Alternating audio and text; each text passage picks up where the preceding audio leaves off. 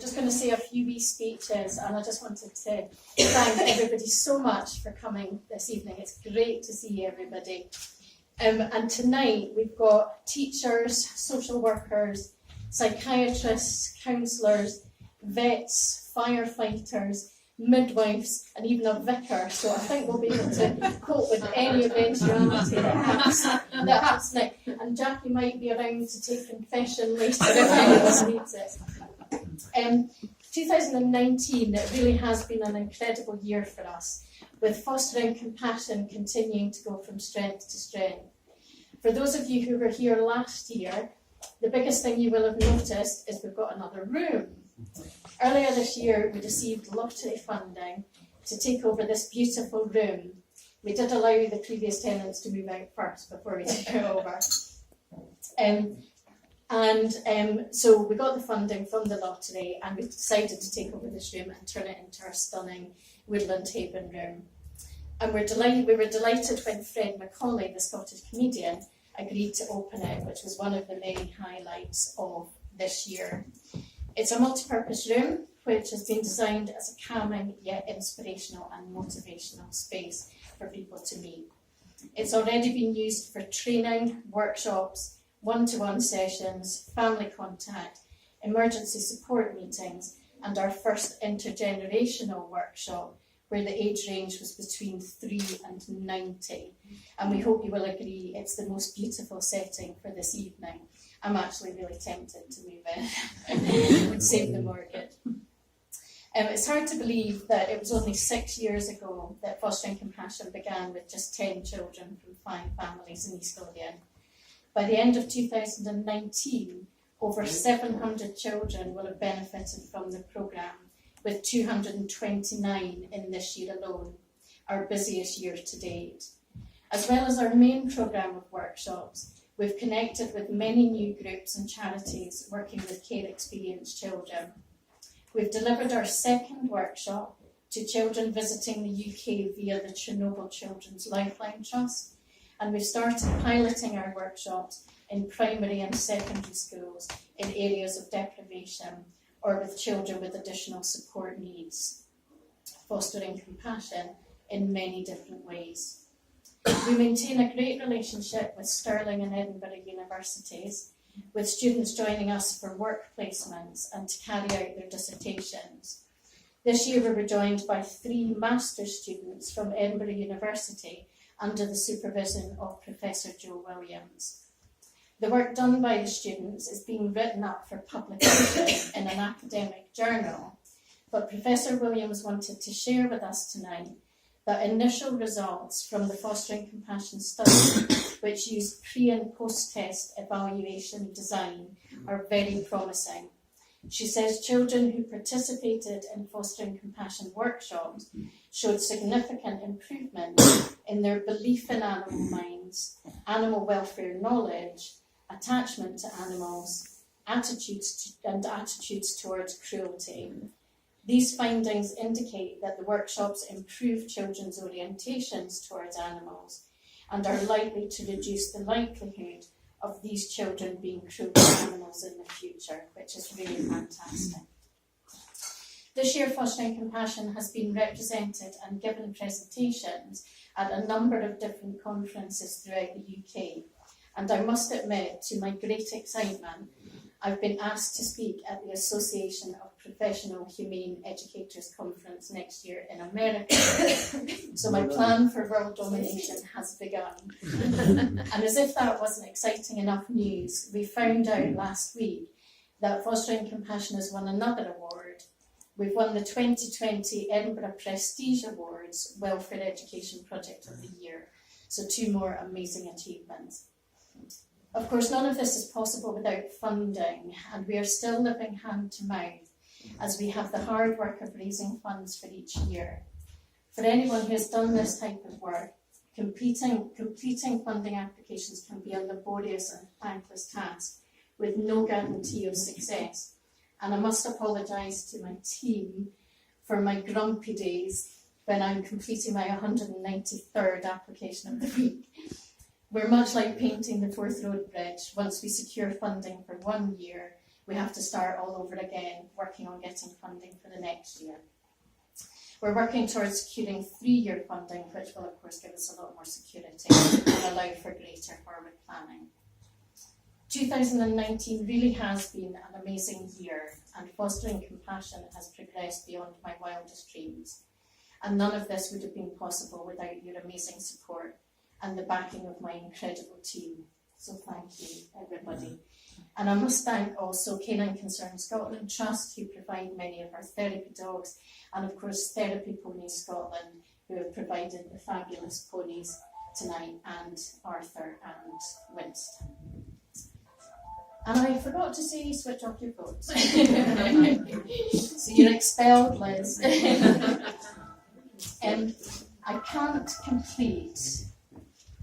I can't complete our roundup of this year's activities without mentioning our most exciting and poignant project to date. As demand for our service increases, we're always developing new workshops. And this year we are in the process of creating our new Animal Heroes workshop. And this year we're in the process of creating this workshop, and it will be about teaching children about animals who save humans and humans who save animals. Some of you may be familiar with the concept of the McDonald Triad, and it's a set of 3 factors that has been suggested if all 3 or any combination of 2 are present together, they could be predictive of worrying behaviour in the future. These 3 factors include animal cruelty, bedwetting and fire setting. So our latest partnership seems a perfect match. It's a massive honour to now be partnering with our amazing Scottish Fire and Rescue Service for our Animal Heroes workshop, and thank you to those of them who have come tonight. They'll come to our workshop to talk to the children about animal rescues they've carried out, and also the dangers of playing with fire for both humans and animals. As many of you know, each of our workshops include a compassion element, be that making up goodie boxes of treats and toys for animals in shelters, be it taking jars of honey to rescue bears to help them take their medicine, or be it making up boxes of comfort, especially for senior dogs, looking for their forever homes, or those living their final days in hospices. The compassion element of our new Animal Heroes workshop involves the donation of the Smoky Paws animal oxygen masks to help with the resuscitation of animals rescued from fires. There is no doubt this workshop is the most special and poignant one we've done to date. The idea for this workshop started in my head around 4 years ago. 3 years ago, I gave a talk at the Dick Vet on fostering compassion and mentioned this idea and how much we'd like to connect with the fire service. At the end of that talk, a vet nursing student called Megan Ambrosovich Blair came up to chat with me. She told me her dad was a firefighter and her hero, and he'd be the ideal person for me to talk to. Megan and I stayed in touch to arrange a get-together between me and her father. During that very short time, I was struck by Megan's warmth of heart, compassion and empathy. When my old dog Mr. T died in the November of that year, Megan's compassion and understanding shone through in the words of comfort she sent me. I'd asked if I could take a couple of weeks to come to terms with losing Mr. T and then speak with her dad. This, of course, she completely understood. Less than a month later, on the 9th of December 2016, tragedy struck in the cruelest of ways. Megan, a beautiful, kind, compassionate and caring young woman with everything to live for, tragically lost her life in a car crash. From that point on, I vowed to make sure the Animal Heroes workshop would still come to fruition, but it would be done in Megan's memory and as a tribute to her. 26-year-old Megan was a regular campaigner for animal welfare, with her whole life and career ahead of her. I hope through this workshop we can do her memory justice, helping many children and animals in the process. It's really a great honour that we are joined tonight by Megan's dad, Kevin Blair, retired firefighter and recipient of the Queen's Fire Service Medal. And Kevin would like to say a few words. Kevin. Hi, thanks for asking me to come along here tonight. It's a pleasure, honestly. Lovely. It's lovely to see the work that you do and the difference you're making.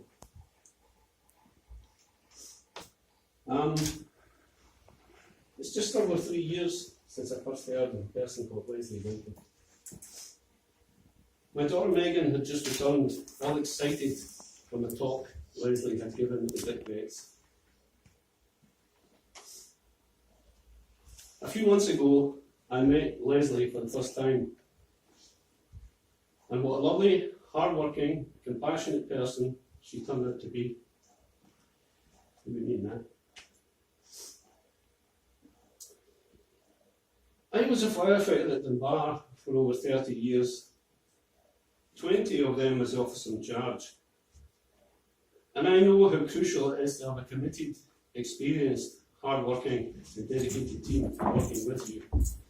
And I can see that fostering compassion as a great leader and team. And it saddens me that Megan never had a chance to be part of it.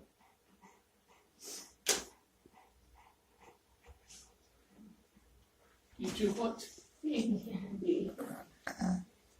Random acts of kindness. Megan was a great believer in random acts of kindness. And here's an example of just one of them.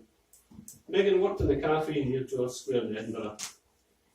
At the end of the night, when the unsold cakes were being divided up for the staff to take home, Megan was out in nearby streets handing out said cakes to the homeless people. This and other kind acts I only found out about after her death. As a family, we like to continue these random acts of kindness. And one night, my wife and I were driving home in the car, and we seen a guy who was obviously a bit worse for drink, bouncing off the hedges as you do, and then when there's a gap and the gate's not closed, falling through it. And we looked at him, and initially I drove past. And my wife Lauren turned to me and said, Megan wouldn't have driven past. And I thought, you know, you're right. So we were around the scheme of the car and went back to look for this guy. He disappeared to where we first saw him, but we continued to look around in the car, and eventually we caught up with him again. And he was walking along the pavement with his hands in his pockets, and the next minute, down he went, face plant on the pavement, and I thought, oh my goodness, he's got this autistic. So we got out of the car, picked him up, miraculously, nothing wrong with him. He must have been so drunk, he was completely relaxed when he fell, no injuries. So I says to him, well, we'll take you home. Where do you live? Oh, just up here on the right, 2 or 3 doors up. I says, okay, so we got an arm each, helped him up the pavement. Where do you live? That house in there, that house in there. So we opened the gate, got him in the gate, took him at the front door, knocked on the door, no answer. He says, it'll be open. He says, just turn the door handle, open the door. So we turned the handle, opened the door, in we went, got him along the hallway, there was somebody in the lounge, and he goes, this isn't my house. Got back outside and said, well, where is it you asked to stay? It's that one, next door. So we got him safe and sound in his house next door. I don't know what his wife says to him when he came in that state, but we got him home fair and square. But these things we try to do rather than pass the person by. Megan would call me her hero. Turned out, after hearing some of the things that she did, the real hero was her. Leslie, you're also a hero. Thank you for all your hard work and for keeping Megan's memory alive through your workshops.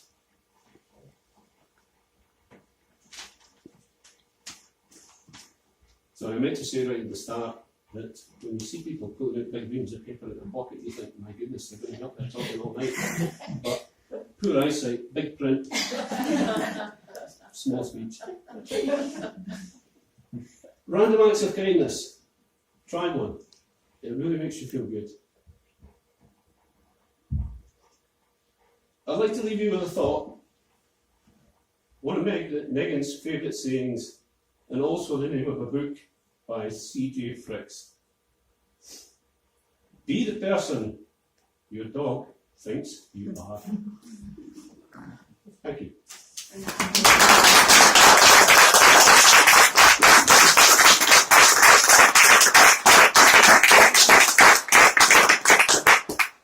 Kevin, thank you so much for your kind words. You're welcome. You know, I know this is a really difficult time of year for you, so thank you so much for being here. Thank you. And I've got big print too. When we began the special appeal for the animal oxygen masks, we were given a list of 10 stations in the areas that we work that still needed masks and for those actual stations. And publicity around this appeal means that I've got the great pleasure of telling you tonight that we've already raised enough to buy all 10 of those kits. And we haven't even held one workshop yet. It will be piloted next year in Dunbar Primary School. So it's an amazing achievement, and thank you for all your support in helping make it happen, Kevin.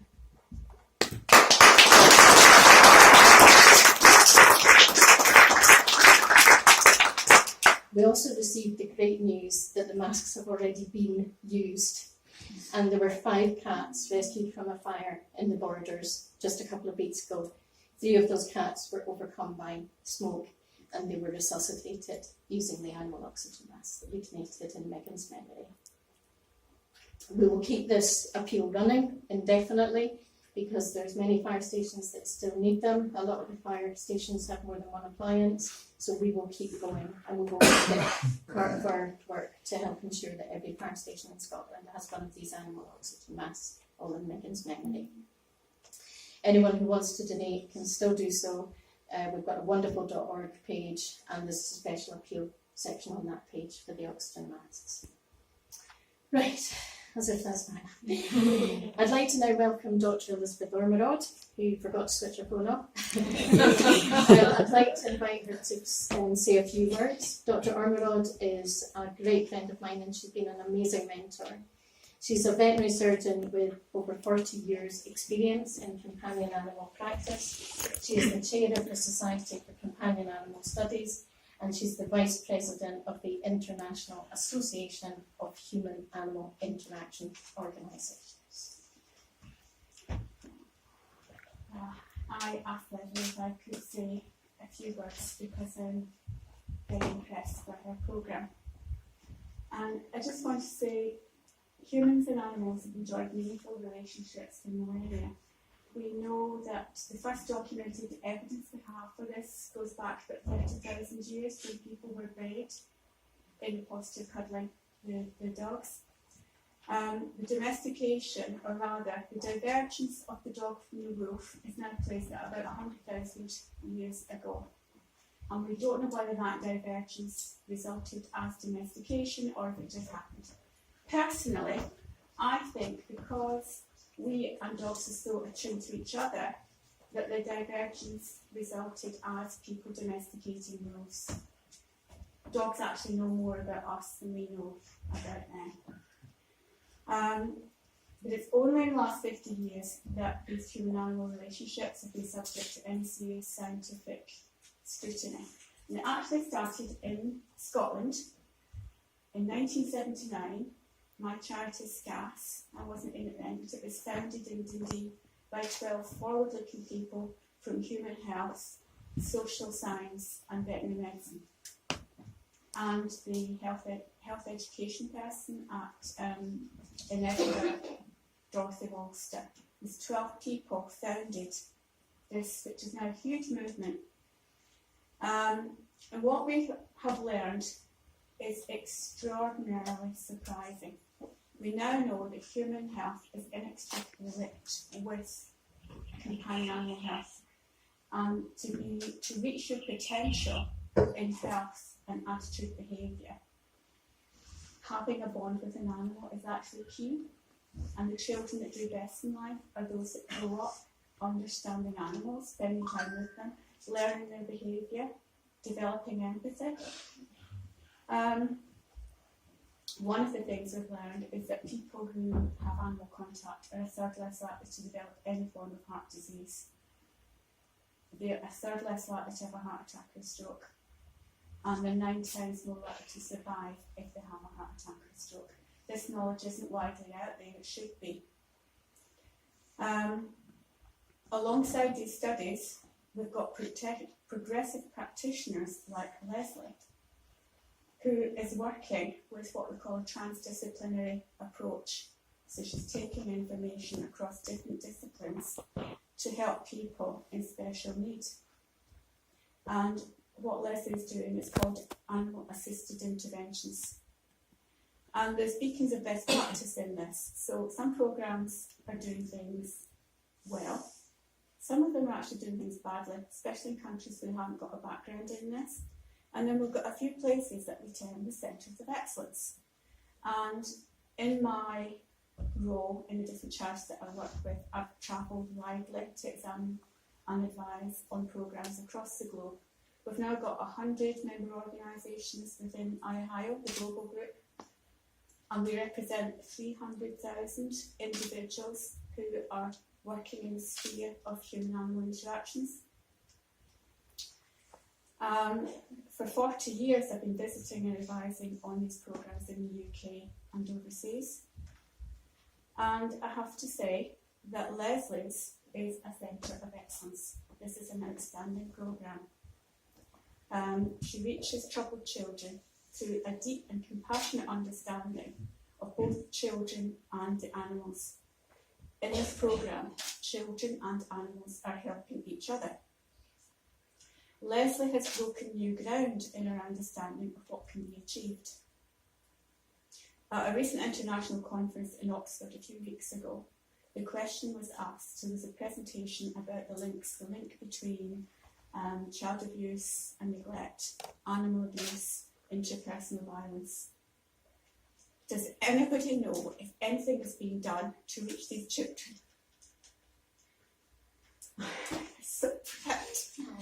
I stood up to, yes, Leslie Winton. Fostering compassion, and the delegates there, they hadn't been aware of what Leslie's doing. So I'm not surprised that Leslie's been asked to go to the States next year to talk about her work. This really is a groundbreaking. I cannot stress enough how groundbreaking this is. I've been involved in work with offenders, young offenders, and most serious offenders within the Scottish prison system, and what Leslie's doing is outstanding. A lot of the guys that I've worked with at the high end in the prison system and in psychiatric care, they had very adverse things happen to them when they were young, and they didn't get this kind of help. So what Leslie's doing, this is the future, and it needs to be funded. To keep people in prison costs a hell of a lot of money, and they're badly damaged. What we need to do is reach the children that have been damaged and heal them while they can be healed.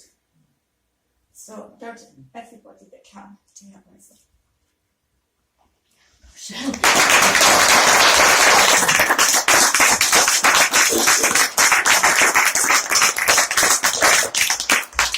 I don't think I'm going to get my head out of the door.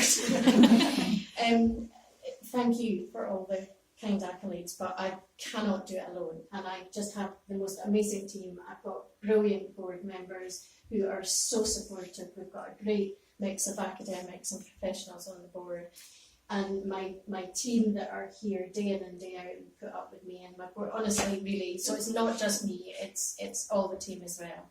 But thank you everybody for coming tonight. Special thank you to Kevin and Eileen, really thank you so much. I think we've got a raffle. Where's Michaela? She's sorting it out. And there is lots and lots of food left, so please stay as long as you like.